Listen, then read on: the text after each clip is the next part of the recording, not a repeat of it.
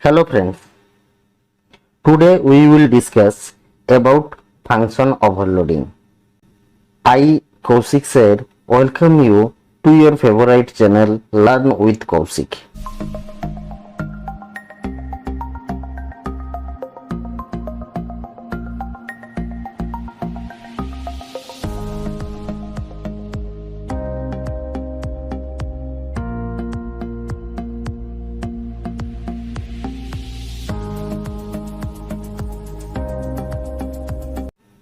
Function overloading. Java language facilitates designing a number of functions with same function name. However, their parametric type must be different. Such functions are called overloaded function and the system is said to be function overloading. See, in function, we will divide our program in multiple parts. That part is called function definition or subpart.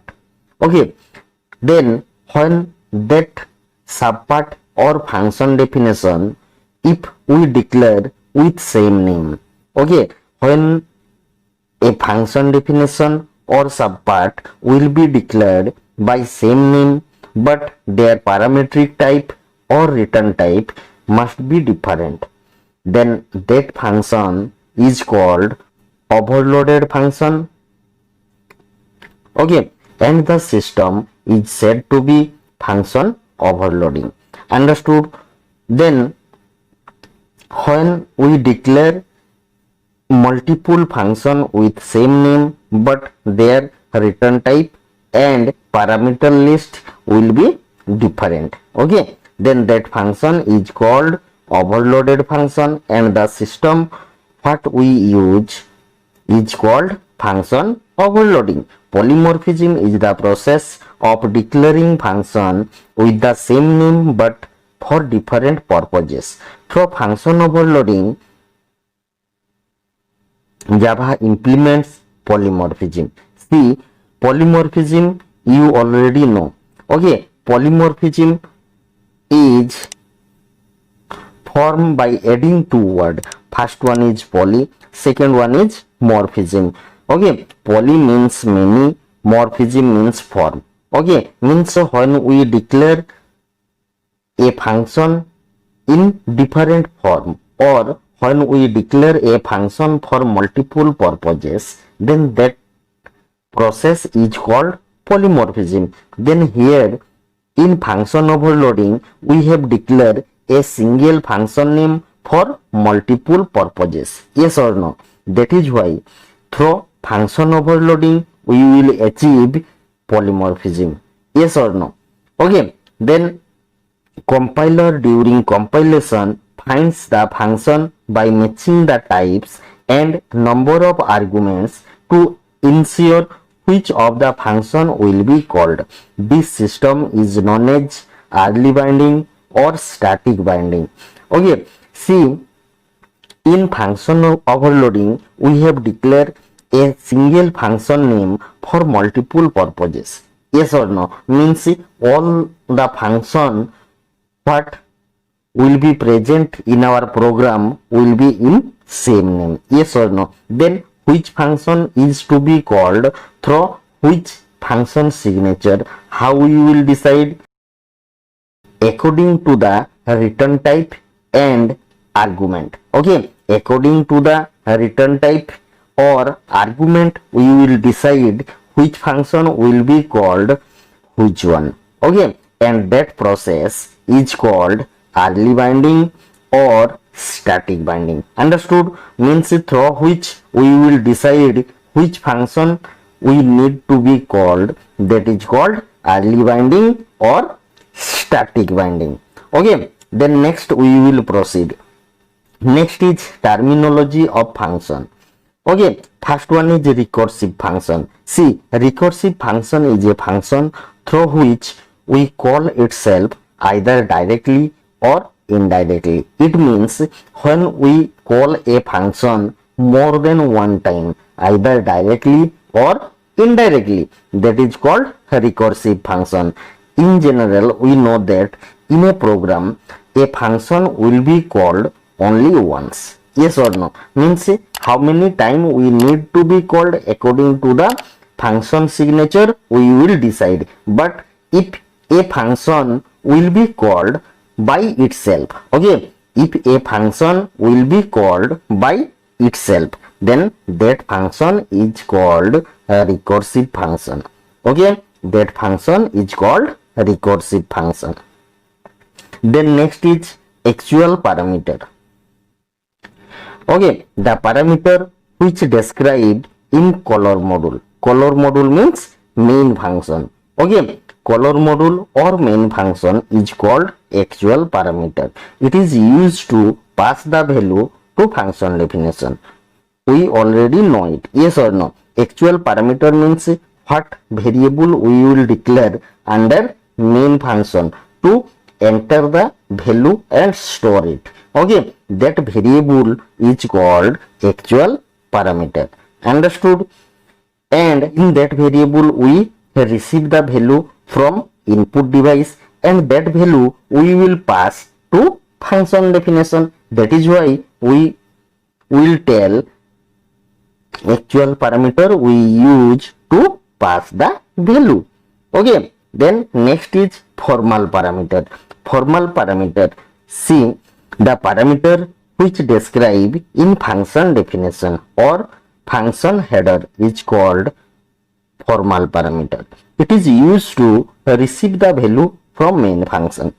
Means what variable we will declare under function definition or subpart to receive the value from main function. That variable is called formal parameter.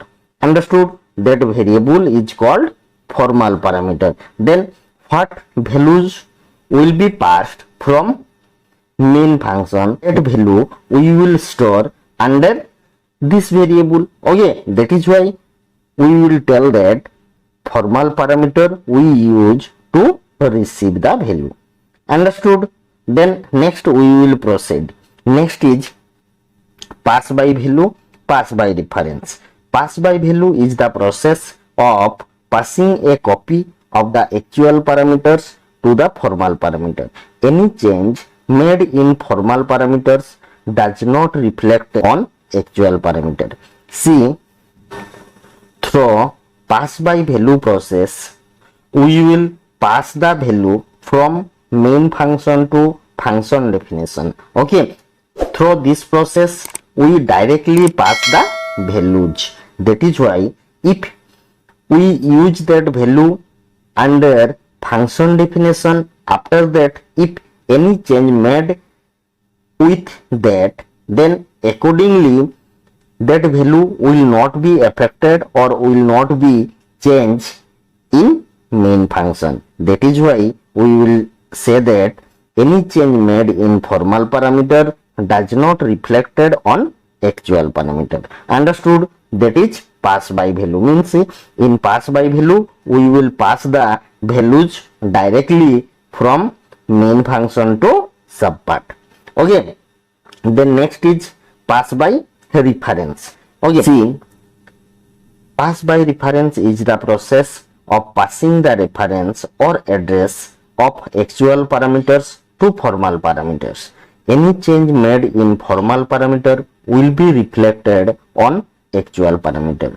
Okay, means pass by reference process we use to pass the address, means where the values are stored, we will pass directly that address to subpart. So if we calculate the values of that address, then it will be changed. Okay, means the values of that address will be changed, and if it will be changed accordingly, the value will be changed under main function. Okay, means whatever present under main function, that value also change. That is why we will say any change made in formal parameter will be reflected on actual parameter. Okay, that is pass by value and pass by reference. Then next we will proceed. Next is pure function and impure function. See, the function which return a value to its caller module. The function which returns a value to its caller module is called pure function. It is also called assessor method. It does not change the state of an object. Okay, means when a function will be returned any value from subpart to main function or function definition to main function, then that function is called pure function. Okay, it is also known as assessor method, means the alternative name of pure function is assessor method. It does not change the state of an object, means this pure function will not be change the state of an object. Okay, then next is impure function.